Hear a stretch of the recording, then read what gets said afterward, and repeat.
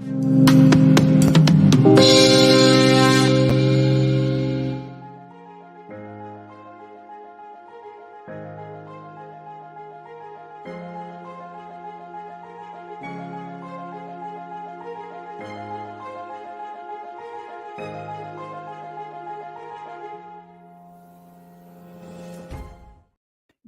morning, everyone. Happy Monday. Beautiful day out here in Chicago, Illinois. Welcome back to Faith Family Focus. I am one of your co-hosts, Devyn Suggs, former Duke Women's basketball graduate, marketing manager for SIG Sports, as well as CEO and founder of Brand by Faith, a social media marketing and branding company. This wonderful man next to me is my father, Shafer Suggs, former NFL player with the New York Jets and the Cincinnati Bengals, has also served on the executive board as VP for the NFLPA Chicago chapter, also known for their charitable arm, the RPFPC. Good morning, Dad. How are you? Great. How are you? Good. Good. If you had to start, What's that? What'd you say? Lighting. Yes, you have a glow to you. Awesome. Good. Looks a lot better. Do you like your glow? Well, it's always a glow to me. I'm getting ready to celebrate my youngest birthday coming up. Oh. Why don't you like the way you said that? How old are you? Can I believe it? 7-0. Wow. That means I've been living for 7 decades. Isn't that crazy? I know, right? And I just kind of think about it, that I've been so blessed with so many blessings in my life, and I look back on that I'm still able to remember and talk about things in the late 50s and the 60s and be able to share those things with you, especially when it's our experience as a society, different things that I can kind of refer back to and share with you guys. Kind of neat. And, being able to remember a lot of that, my childhood, is kind of really neat. So I'm going to embrace my birthday. Every birthday is a good one. An opportunity, and it's the fact that you get to celebrate another birthday 100%. That's right.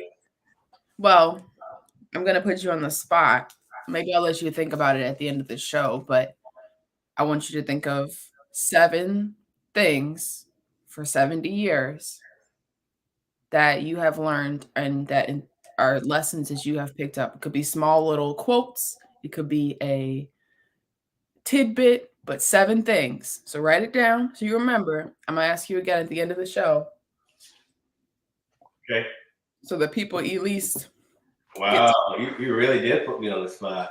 Okay. Yeah, 7 things. Well, you don't have to, do this whole thing, but 7 things. All right, a few things. Weather has been very Chicago-y. It was freezing cold yesterday. Now I'm looking at the sun. WNBA training camp kicks off this week or the end of the month. Yeah, it's the end of the month now. And then WNBA preseason games are mid-May, I believe, mid-May. NBA is in playoffs. What did you say? They extended the WNBA season a couple games, I believe. And now the long-awaited interest in Las Vegas Aces has begun. Mm. Yeah, the regular season kicks off May 19th already. Nice. Wow. So I see how you can tell that I'm the father of a daughter who loves sports and he loves women's sports, and especially celebrating the accomplishments and the milestones that we've reached in women's professional sports is kind of really neat. So I embrace you starting out with celebrating, especially coming off the WNBA draft. I really love the reel that was put out. You guys preparing those young ladies for the draft. It was really neat, and the experience in that was neat. MJ did it. Wow, that was really, really neat. My goodness. Yeah, he did. Of course, he did a good job. Yeah. The WNBA draft was interesting. Very interesting for this season, obviously. The fan favorite is Las Vegas Aces because they now have Candace Parker, Chelsea Gray, Kelsey Plum. I'm missing like 3 people. Alicia Clark. They have a little roster. They have a super team, is what they would call it. Right.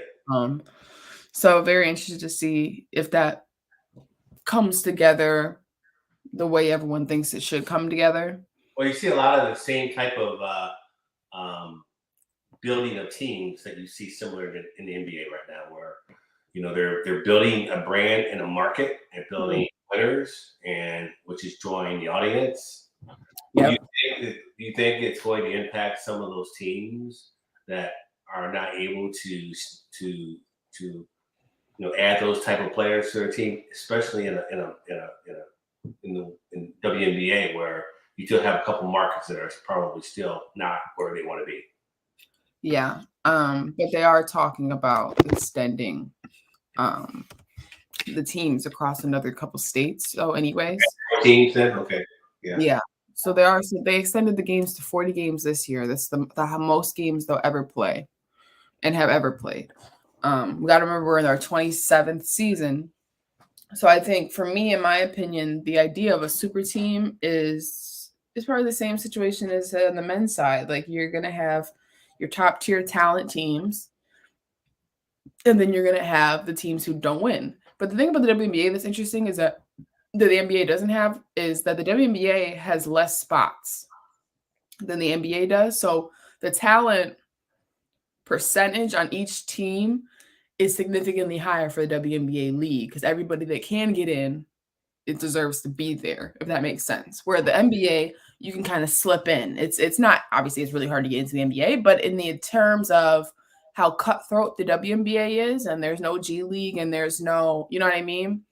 The WNBA rosters is really interesting because you could have these super teams, but still really struggle against other teams in the league because even though they still have the talent, you just happen to have more of the top tier talent. So the drop off isn't as significant in the WNBA from those super teams to the teams that don't have 5 all-stars, 4 all-stars in comparison to the NBA. So I mean, yeah, I'm sure there's a reason like people get annoyed by it, but like the catastrophic effect that like Kevin Durant had going to the Warriors or LeBron had going to the Heat isn't as adamant or as impactful as it is on the women's side because the talent all around there's less teams and there's less spots. So every person that fills a spot on a team has to be decently good. But stacking your team with 4 all-stars is interesting. Yeah, that's true. Yeah, that's a completely different conversation. Yeah. But in terms of now we're talking NBA, what are your thoughts so far on the first round? So I'm actually getting pretty excited about it. I know that you're watching the Cleveland Cavaliers and New York Knicks, but what a lot of energy there, watching two of your good friends play against each other. Like it's one of them to play well, but I tell you what, Knicks are strong. Yeah, they're rolling. They are strong. I'm pretty excited about this championship run because both Eastern and Western conferences have teams that could possibly win the WNBA championship. I mean, the NBA championship. Yeah, and that's because on one side, I mean, you have and no one is talking about Phoenix because Phoenix kind of came along at the end. You added Kevin Durant and you got Kyrie Irving, and then who knows if the Warriors are Kyrie Irving's not in the playoffs. Oh, he's not playing? Okay. No, he's with the Mavs. Well, he's with the Mavs. Okay, so Booker. Chris Paul. I'm sorry. Yeah, that's right. Yeah. It's interesting for sure. Right. It's interesting. Okay, anyway. So. Yeah, in European basketball, the fans are very crazy. There's none of that in the NBA. Fans cheer, jump, and light smokes. Yeah, it's not legal in NBA games. It's not legalized. I wish you talk about Dad. You talk about how you got to go to a soccer game when you went to Spain. Yes. Years ago, and the overall difference from American sports. It's crazy. Yes. It's different. You know what I mean? But we have a lot of conversations around sportsmanship in this country around any sport, not just on the court, because I'm going to ask you about what you think about the Draymond Green situation, not just on the court, but also off the court. Like the fans have to have sportsmanship, and like it's just a level of like we tried to like make it this environment that's super safe, super family oriented, and that's because there's a lot of money invested in it by Disney, by those type of big companies that but it's interesting seeing how it operates in other countries in comparison to America. There's a definite drop off and a big difference in between the two. But yeah, no, in my opinion, both sides of the NBA playoffs are very interesting. Obviously, the Knicks and Cavs. The Knicks are just bigger. It's really, really, really, really hard to play in Madison Square Garden when you're a young team, which is what the Cavs are. Their veterans are Danny Green and Donovan Mitchell. So they had Kevin Love. They don't have Kevin Love anymore. So there's definitely that playing a role probably. They'll have to go back to Cleveland. Knicks will have to win in Cleveland, or they go back to New York. So it should be interesting, obviously. It's always interesting. But they've got Miami or Milwaukee waiting on them, I believe. So, and I don't know if Giannis is playing the next game. A lot of injuries too. Yeah. A lot of injuries in this playoff so far. And that kind of brings me to the conversation that I wanted to ask you about is your perspective. I don't know if you've seen much about the Draymond Green Sabonis scuffle. I didn't really see it, the actual see it. I can't really, but I didn't really see it. But I will say, unfortunately, Draymond has a history, and that goes against him. But maybe what you can do is share with me exactly what happened, and maybe I can offer some perspective. Yeah, I can. Okay. Because just because people have history doesn't mean that's no, but it impacts how these officials. 100%. But I'm about to blow your mind right now. Okay. Go ahead. So Sabonis fell on the ground. Draymond, when you like almost trip over somebody, kind of. He tried to like he tripped, it almost fell over him. Sabonis grabbed his leg in his arm like this when he was on the ground. Kicked him off. Okay. So he kicked him off him. Okay. They said that Draymond stomped him in the chest. He did kick him in the chest. That's where the kick happened. Sabonis has to go get x-rays, all this stuff. Now all of a sudden his chest hurts. Look, normally I'm an anti-Draymond type of person because a lot of stuff he does, Marcus Smart, a lot of it has nothing to do with the game, even though I think Draymond is one of the most amazing basketball minds. The ability to see the floor, the way he defends, like there's a reason why he's on that team and has as many championships as he does. But in that one situation, I do understand why Draymond kicked that man in the chest. Right. Because what are you doing? You're leaning into him and you're antagonizing him because you know he's going to do something wrong. And they always say the second person is the one who gets caught. Well, that's what happened.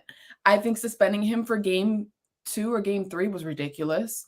I did not understand that. They didn't suspend Sabonis. And then the night after, Joel Embiid did literally something way worse when someone stepped over him and he like karate chopped them in the air and they fell down and he received no punishment. So what I will say is this, Dad. Why is it that the NBA inflicts such strong guidelines and rules in today's game that aren't even illegal outside of sports?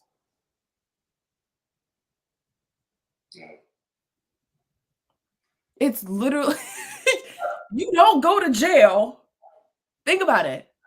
But the way they act because of Draymond's history is wrong because at the end of the day, that can't affect a playoff situation. Like maybe like regular season, it makes sense, right? But like this is every game in the playoff matters. So when you decide to kind of play commissioner, and I'm a big fan of Adam Silver, but when you decided to kind of play league on people that you in some sort of way are affecting the game, the series, the playoff run, the teams, like everything, lineups, preparation, scouts, like all over the fact that because of stuff he did in the past, which is rightfully insane.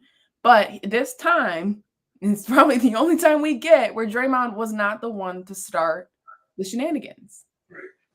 And so I just think that it was so wrong that if you are going to suspend somebody, why not suspend both people involved in the scuffle?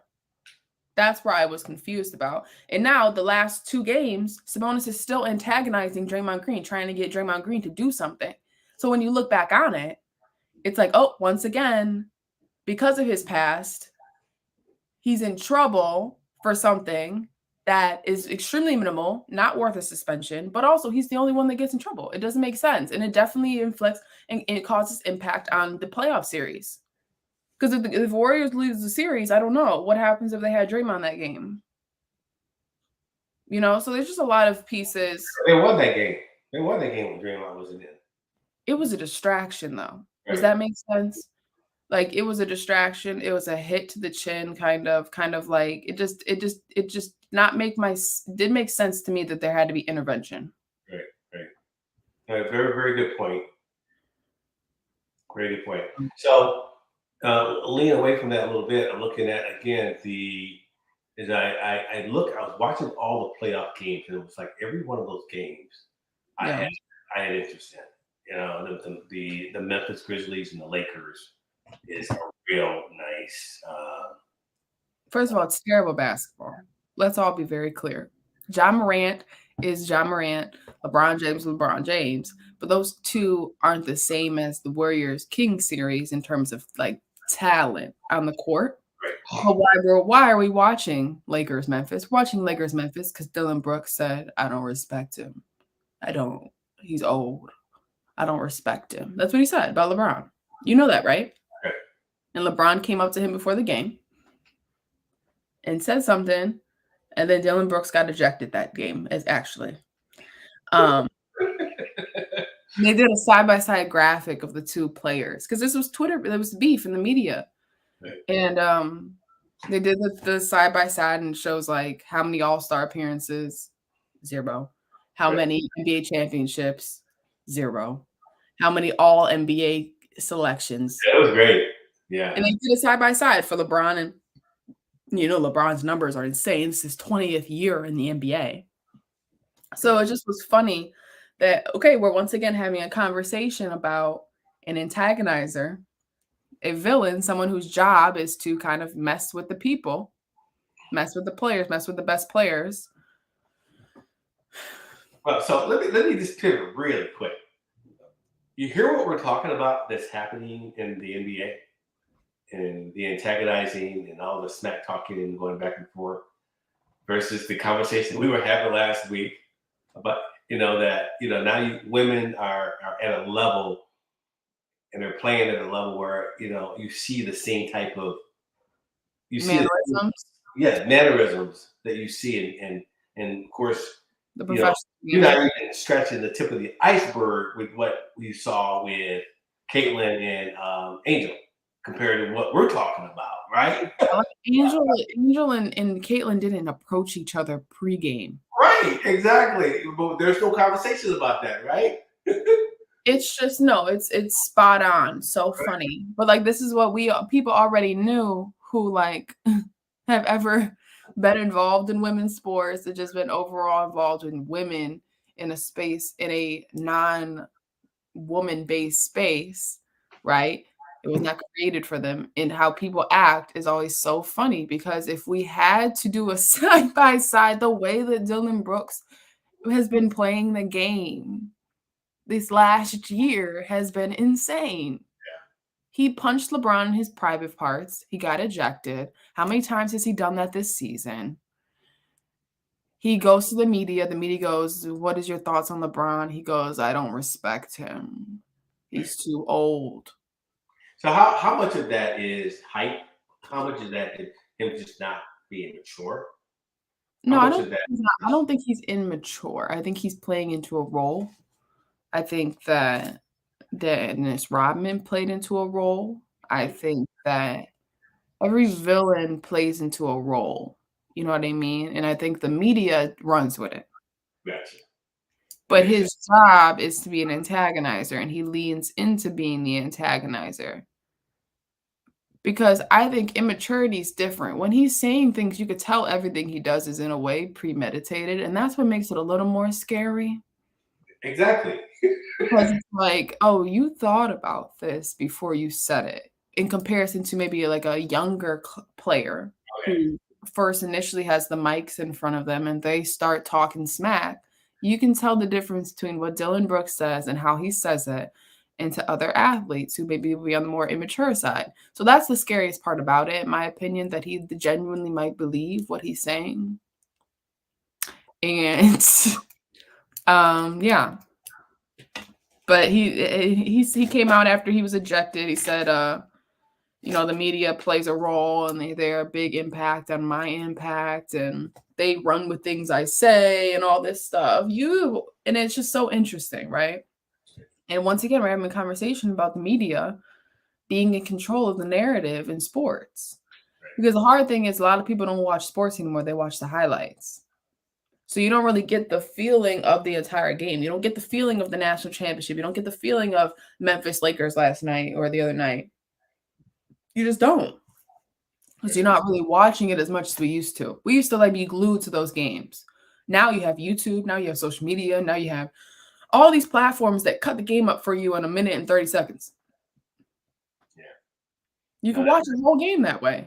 Good analysis. It is interesting, and so as you were talking, just at the old Lakers games with the Celtics. I'm talking about the old Detroit Pistons games against the Bulls. Yeah.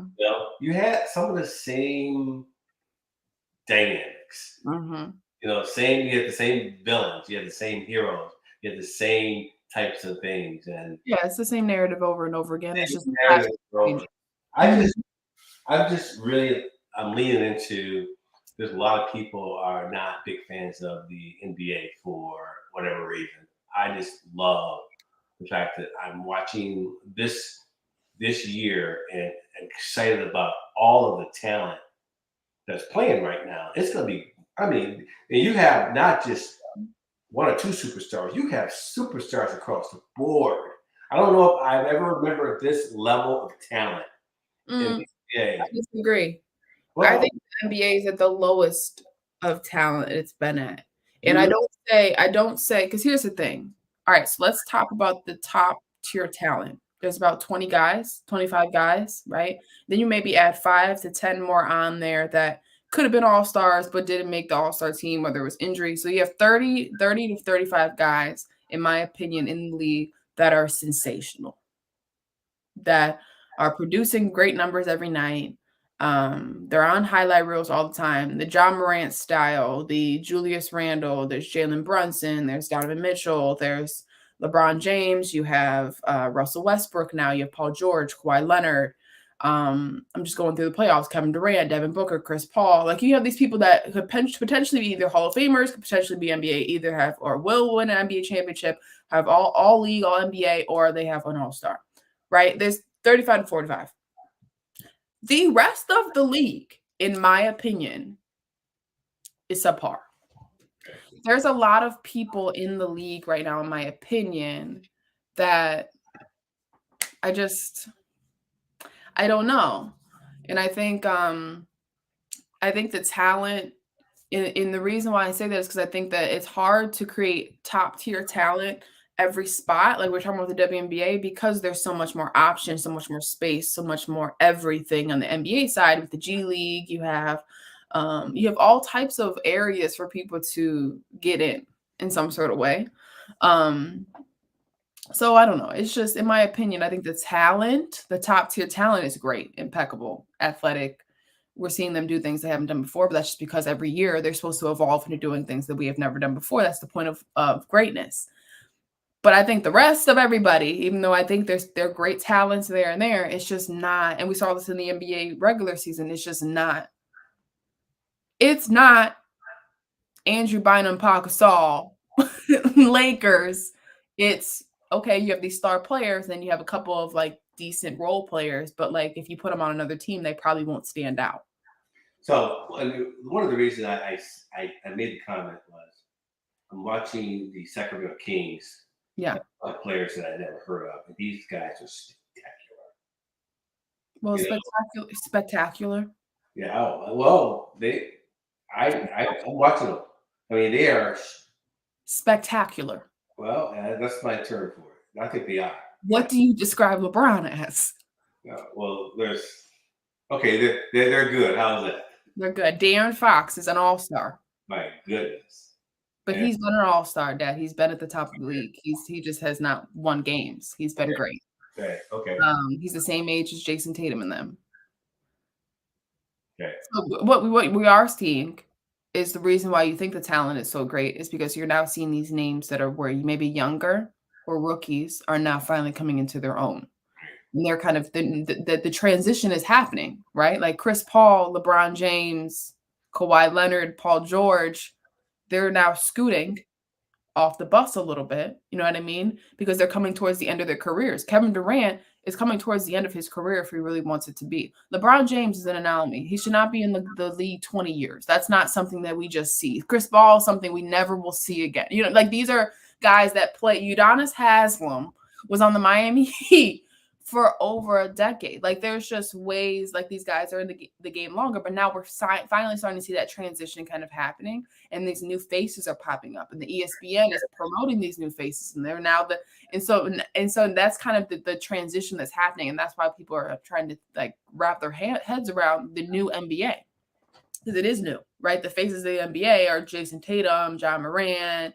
You throw LeBron on there sometimes. You add Donovan Mitchell. You add KD sometime, but now it's like they're leaning into that younger Luka. They're leaning into that younger crowd. Right. Okay. And so that's why I say the top tier talent is amazing. And it's this new space and then a transitional space. So I can see how you think that the NBA is at its utmost talented moment. It's not. Okay. Well, thank you for that perspective. I'm impressed with what I see. I think maybe because I stepped away for a while because I've been so focused on college, I'm a big fan of college basketball. So, yeah, but that was the big. It was not. It's also remember we kept having conversations about the competitiveness within the league as well. Right. Within this transition, there's definitely a generation of entitlement that's surfing over not just the NBA but everywhere we go. And in terms of entitlement, we don't mean like spoiled. We mean like easily accessible. Right? Things are just easier now. You know what I mean? You want to call a pizza. You think about all the things you could do now from your own home, right? You can Google information by a touch. Like everything is so easily accessible. You can get 7 different fitness trainers. You can get a nutritionist now. You can get all of these things. You know what I mean? Sometimes bundled all in one app. So it's like everything is a lot more easily accessible. So the terms of entitlement kind of is just waving into our world in general, and we're seeing it a little bit in the NBA, there's a different level of athlete. Everyone knows what they deserve, kind of, which is great, right? We used to be everyone's kind of behind the 8 ball. You're trying to get what you deserve. Now people are arriving and already like, no, I've made it here. I deserve. So there's definitely that also kind of lingering within the league that's interesting as well. And the media is rewarding it. They're putting their faces on magazines, they're the faces of teams, franchises. So it's an interesting transition for the NBA right now. That's why these NBA playoffs are so fun because, I mean, think about the names that are leading their teams. They're that younger generation. The only one not in right now is Luka. You got Jason Tatum, Jaylen Brown. You got Donovan Mitchell, Darius Garland. You got Jalen Brunson, Julius Randle. You got, of course, the old heads over there with Kevin Durant and Chris Paul, but then you got a young guy in there with Devin Booker. Los Angeles Clippers are the oldest. They got Paul George, Russell Westbrook, and Kawhi Leonard. Kawhi is not playing. He's hurt, even though he didn't play a lot this season either. So there's a lot of conflict going around with that. Stephen A. Smith said he's the worst basketball player ever. Stephen A. Smith is so dramatic. Because what? Yeah, I get it. So let's do something because I'm looking at our time. There's a couple that I really want to cover. Real quick, we can talk about it next week. The results of the NFL draft, which is coming up. Be really interesting to see the quarterback situation with the Jets. But really want to cover that on Monday because there's so much to unpack with the NFL draft, and we're going to talk about the differences between how they are. Every year it's just it's amazing. If you haven't seen the movie Draft Day with Kevin Costner, it's really good. So it's always interesting with football because every year the draft is different and what teams are looking for. Obviously, quarterbacks are always gold mines. Everyone wants a quarterback because that's a franchise, but also it's marketability. Right. But every year on how they build a team before the draft, like there's going to be moves probably Monday, Tuesday, Wednesday, Thursday morning going into the draft. Someone's going to get moved around. Someone's going to get waived. Someone's going to leave. Someone's going to request a trade. Aaron Rodgers might sign. He might not. The Jets need him to figure out what he wants. There needs to be a clear decision going into the draft for the Jets, though, on that. There's a sense of urgency across not only collegiate sports, but professional sports to win. Yeah. Right? This building for the future, between portal and NIL, collegiate, but then also free agency with professional sports, there's a sense of urgency to win quickly. Yeah. And that's why you see such dynamic changes on each team every year. And it's kind of exciting, but it's very different than when I played. It's different when you played because now, like I said about the NBA, maybe like 20 minutes ago, not only is there entitlement, but there also is just endless amounts of opportunity now. And I don't say like it's not this still, like there's still probably a 5% chance to get in the NFL or like a 2% chance you go play pro, right? That's like the weird statistics. But because of the portal, because of players making decisions without agents now, like they don't need representation, because of max contracts, because of there's so many things that play a role in favor of the player. Right now, everything is athlete controlled and compared to franchise controlling. Right. Oh, that narrative has changed like night and day from back in the 60s, 70s, 80s. Now, where it's just so different now. And even in collegiate sports now, it's very different. So very good point. Yeah, and it's good. It's good, right? It's good because now you're giving the people that are actually the talent, the control in a way. They don't have complete control, but they have more control than they ever had before to alter the game. And you know who, in most recent times, there's players that have done this before, right? But do you know who really pushed that movement? LeBron James, and making the decision to go to Miami and then go back to Cleveland and then go, you know what I mean? Then go to LA and then now you watch Kevin Durant do it on the men's side, you know what I mean? And on the women's side, you watch Candace just do it, go to Las Vegas. And so then you watch football. Odell Beckham just had a year-long recruitment period where he finally decided he's going to go to Baltimore to play for it with a quarterback that doesn't have an agent negotiate his deals. There's just a lot of weird stuff going on, but it's all around player-driven narratives and control. Control. Mm-hmm. Yes, and it's cool to see. So I do wonder how that impacts drafting. I do wonder how it impacts the weeks leading up to the draft, the combines, all of that. I'm pretty sure the NBA, I don't know if this was passed, but I need to check with it. The NBA was trying to make the NBA Combine mandatory for all. Yeah, okay. So there's a new system. I believe it starts in 2024. Okay, yeah, next year. So this is kind of the NFL Combine and the NBA Draft Combine around the same time in a way. NFL Combine happened like earlier in the year. Maybe like early first, like January-ish, probably around that time is when they come back for pro workouts. And then the NBA Combine happens, I want to say early June or May in Chicago. Originally, the NBA made the NBA Combine an option. So like if you're invited, you don't have to come. And what they do is like they test your vertical, all this stuff, and then you play like 3 games. And the scouts watch you play. Strategically, if you're a top draft pick, 1 through 10, 1 through 14, you don't have to go to the combine for many reasons: to not be injured. You don't want to expose a weakness you may have on or off the court. You don't want to get embarrassed. There's a lot of reasons. You want to rest your body for the workouts because you still have workouts like the NFL combine does. So it's like, but now, starting next year, every person invited to the NBA combine is required to attend.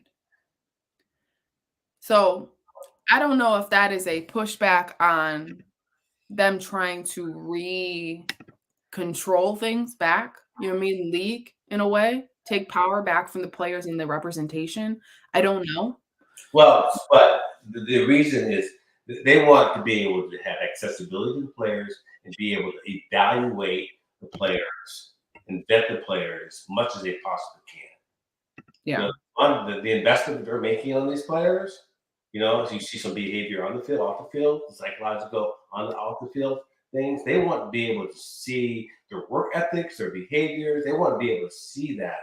And that's why I understand that. The combines, the Jets actually started the combines back in the 80s. And one of the things that Pepper said was, for this reason, being able to unveil anything that those players might be hiding. Yeah. Before they make that huge investment, because there's mistakes made on draft. Even to this day, you can draft somebody and if they're not in the right situation at the right time. All the time. That's the only way to be successful in the professional level. You have to be drafted to the right team at the right time. Right.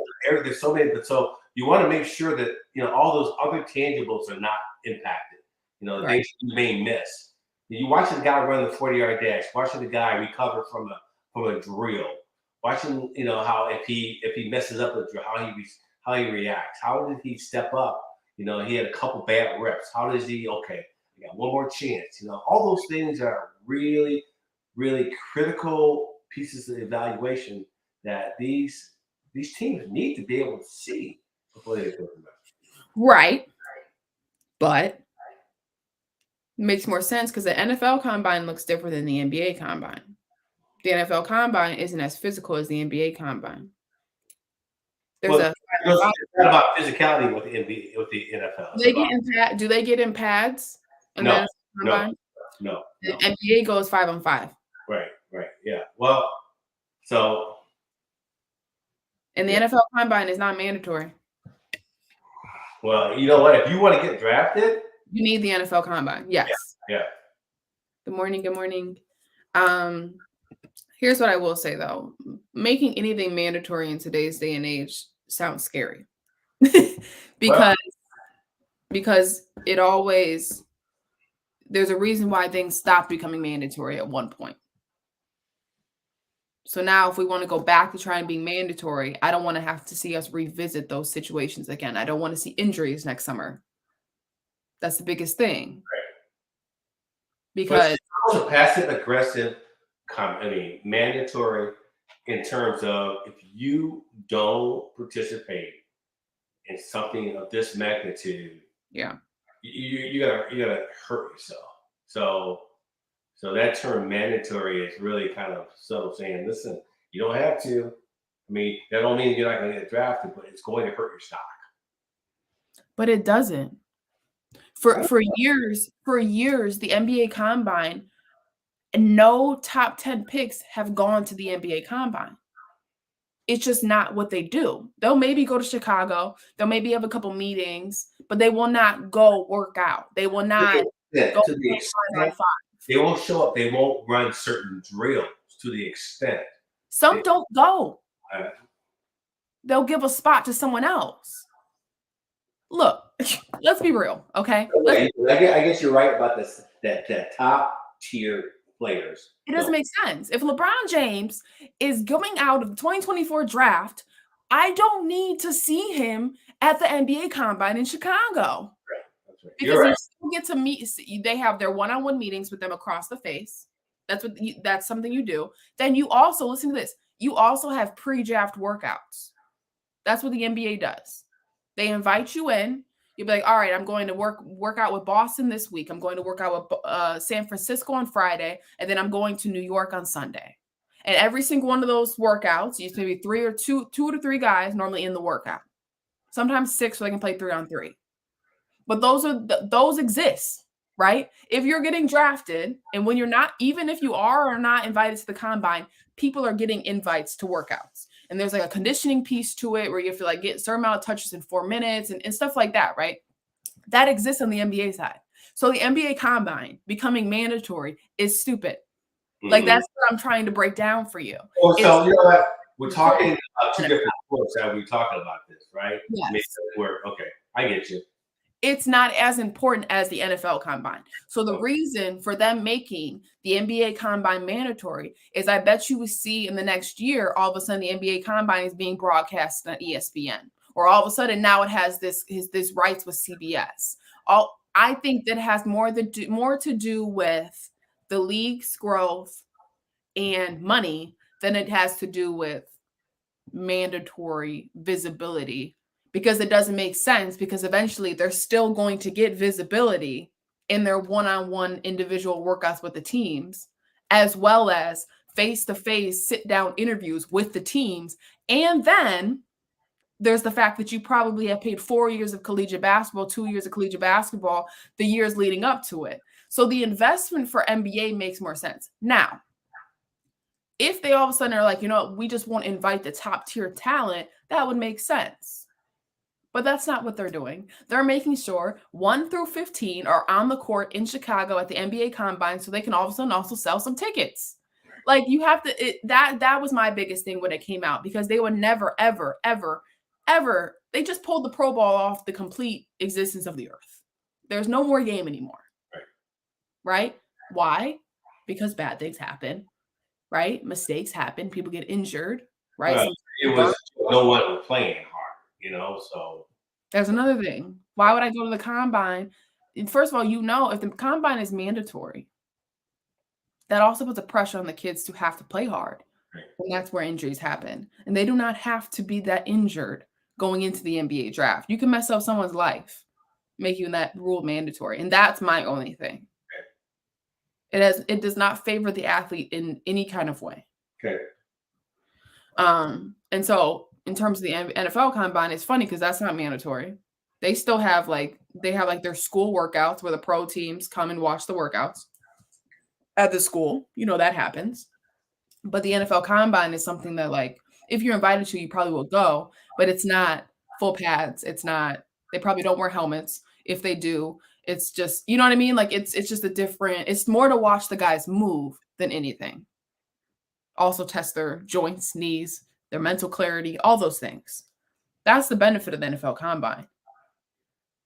NBA combine, not so much. I don't think. It just doesn't. It has kind of gone under the rug a little bit in terms of importance in sports and professional drafts. There's no WNBA combine. Mm-hmm. There's no WNBA combine. You know what they call that? The March Madness. Right, that's true. They pluck you from the tournament. Right. So it's just, to me, it's just kind of like, I think it has to do with money. Right. But that's just my opinion when it comes to the NBA. There's more money at stake. That's why they're going to spend a little bit more time vetting these players than they're with the women's sports. There's more money. There's more of an investment at stake when you're drafting an NFL player or a WNBA player. So yes. That could be it too. Yeah, the starting salary for a rookie WNBA player is probably $70K. Right. But it's like, here's what I will say about when there's more money at stake, there's more need to be in charge. And there's a constant push and pull with the NBA and the NFL, with the players in the front office, team franchises, the NFL itself as an organization. Right. And the move to make the combine mandatory on the NBA side, to me, was cringe, because they would never try to make the NFL combine mandatory. You can't do that. Okay. So let's go ahead and pivot really to we're running a little bit out of time, I think, with this past weekend. I got a chance to experience something really, really wonderful, as we say about football, but I got a chance to, your brother had a really phenomenal moment, and I had a chance to where the Yale Bulldogs won the 2022 Ivy League Championship, and this weekend they had their spring game where your brother caught pass 2, I think, and he got a chance to get his Ivy League championship ring.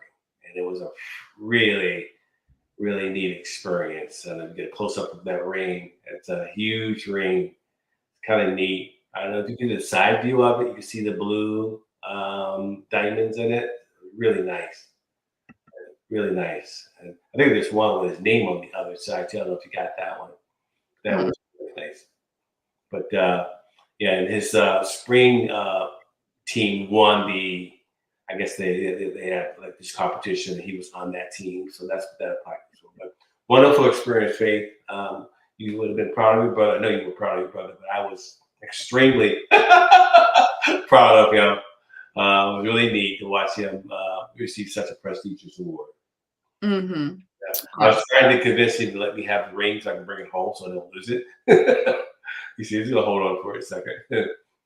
Yeah, I think it's probably safer in his hands. No, thanks, Dad. But that was nice.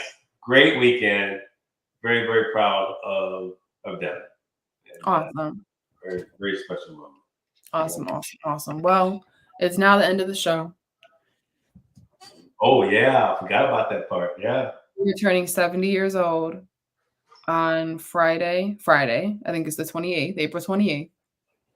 What are your 7 pieces of wisdom from your 7 decades on this earth? Wow. I would say maybe initially how to overcome adversity, early on in life. I think, with knowing my story, that was very, very important to me to be able to overcome some injuries, overcome some things that, I had in front of me and was able to grow from that. The other piece of it is, as a result of that, learn how to fail. Mm-hmm. I think Denzel Washington talks about if you fail, fall forward. Yeah. Use those as learning moments. I was able to do that. 2. The other piece is learn how to nurture healthy relationships. As I've grown over the years, from a high school player to college to professional, to learn how to nurture healthy relationships. A lot of that as a result of me learn how to have a relationship with as a result of that is learn how to love conditionally, give love conditionally, and receive love conditionally. And that's something that over time I've had to learn how to do. Some of the most recent things I think that has been resonating with me is learning the importance of fatherhood, the gift of fatherhood, and how important it is, knowing my story, how important it is that gift of fatherhood has been in my life. And the other piece of it, I think my last that I would really touch on is the importance of my spirituality, my growth over the years. How my faith and my spirituality has allowed me to just receive so many blessings in my life, but also able to overcome so many adversities, so many failures, so many really hard moments. From being a father to being a husband to being a partner, all of those things, being an employee, being a friend, being a brother, all those things are so important in my relationship with God. How important that is has been really over these last 7 decades. Absolutely. Well, that was 7 things for 7 decades on the earth. Year 2023. You turned 70 years old on Friday, April 28th. I had to look at the calendar and make sure it wasn't Saturday. April 28th, Friday. You turned 70 years old. So thank you for sharing those 7 bits of great information. But again, thank you everyone for joining us this Monday morning. Again, this is Faith Family Focus, where we use our faith as a vehicle to help heal and sustain others and strengthen their own family core. And of course, our slogan, let go, let God, let go, let faith, let go. Everyone have a wonderful weekend and a week, and we'll see you guys soon. Oh, and watch the NFL draft, because we'll talk about it on Monday. See you on Monday. On Monday.